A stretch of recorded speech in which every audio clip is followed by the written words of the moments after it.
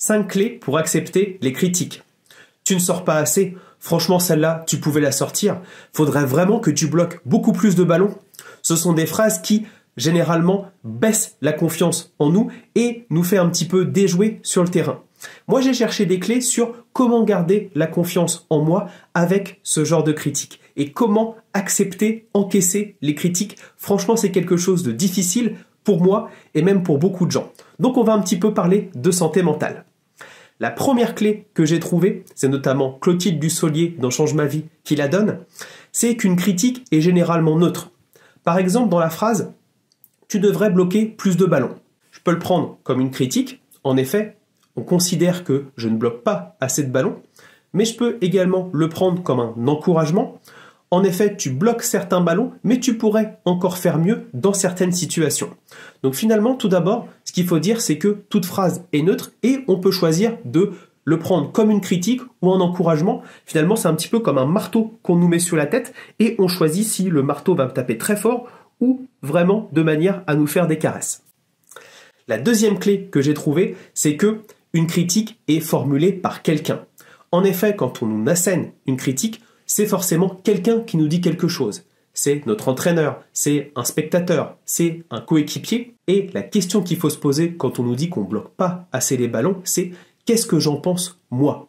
Parce que c'est intéressant ce que disent les différentes personnes, mais finalement c'est à quel point ça va me toucher et est-ce que c'est vraiment vrai pour moi? Pour mon coach, peut-être que c'est un spécialiste des gardiens, donc c'est important peut-être de l'écouter, mais un spectateur, franchement, qui ne connaît pas les gardiens, et qui n'a jamais subi peut-être une frappe de sa vie, est-ce que ça vaut vraiment le coup d'écouter cette critique? C'est une question à se poser. La troisième clé pour accepter une critique, c'est finalement se demander qu'est-ce qu'il y a derrière? Pourquoi on me dit ça? En effet, mon coach me dit que je ne bloque pas assez les ballons, il me le dit à la mi-temps et je me dis mais qu'est-ce qu'il veut? Il veut que je perde la confiance en moi? Donc finalement, c'est de savoir pourquoi la personne nous dit ça et qu'est-ce qu'il y a derrière. Quand mon coach me dit que je ne bloque pas assez les ballons, c'est généralement pour m'encourager et peut-être aider un peu plus l'équipe. Quand un joueur me crie un peu dessus parce que je suis pas sorti, peut-être qu'en fait c'est vraiment parce qu'il se sent en difficulté, il aimerait bien que je l'aide. C'est pas forcément contre moi. Et quand un spectateur me dit que j'aurais pu être meilleur sur ce match, c'est qu'il est déçu que son équipe ait perdu. Et donc essayer d'avoir de l'empathie pour la personne qui profère une critique, c'est super important parce que on essaye de se mettre à la place des personnes et on essaye de mieux comprendre ce genre de critique. Donc ça, c'est les 3 clés principales que j'ai trouvées. J'en ai 2 que j'ai trouvées dans d'autres podcasts et une qui est donnée tout d'abord par Christian Jean-Pierre. Christian Jean-Pierre, vous le savez notamment sur Twitter, a été beaucoup brocardé pour ses commentaires avant que Grégoire Margoton arrive sur TF1. Et lui, on lui a demandé si ça le touchait les critiques et il a donné une clé super importante. Il a l'habitude de faire de la musique et il a échangé avec le groupe Oasis. Et il explique que, imaginons, il y a 20 000 personnes dans une salle et il y a 200 personnes qui nous profèrent des critiques. C'est généralement ce qui se passe notamment sur les réseaux sociaux. En effet, c'est une partie des critiques qui dit par exemple que mes vidéos sont nulles alors que par exemple j'ai eu, 900 j'aime à côté. Bref, si on se met à jouer pour ces 200 personnes et qu'on délaisse les 18 800 autres, forcément on va déjouer pour 18 800 personnes.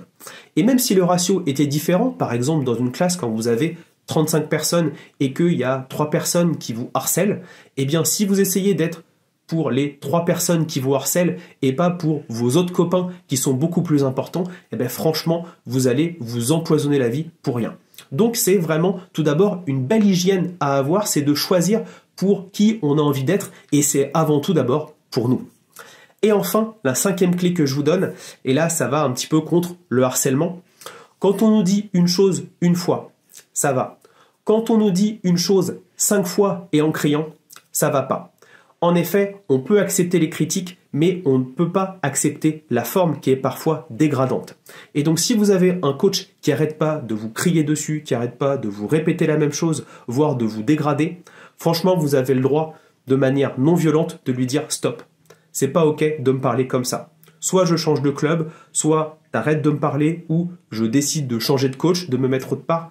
Franchement, il ne faut pas se laisser harceler, notamment sur le terrain. C'est avant tout un plaisir et c'est pareil dans les différentes périodes de la vie. On a le droit de dire non, on a le droit de ne pas accepter une critique et surtout la manière dont c'est formulé.